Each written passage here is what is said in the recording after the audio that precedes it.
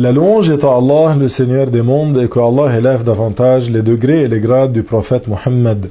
Parmi ce qui est une najasa, c'est-à-dire une substance impure selon la loi de l'islam, on cite l'urine, les sels, le sang, le pus, le vomi et les boissons alcoolisées.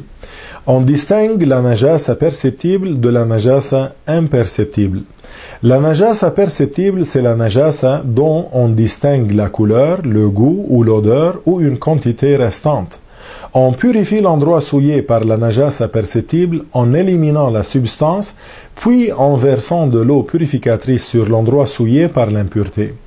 Lorsque la couleur, le goût et l'odeur ont disparu, l'endroit est purifié.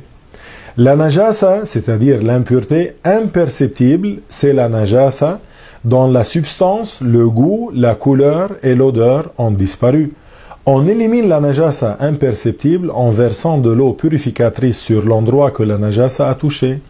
Ainsi, lorsque de l'urine a touché un endroit, puis a séché de sorte que sa substance a disparu, ainsi que sa couleur, son goût et son odeur, il suffit de verser de l'eau sur cet endroit pour qu'il soit purifié.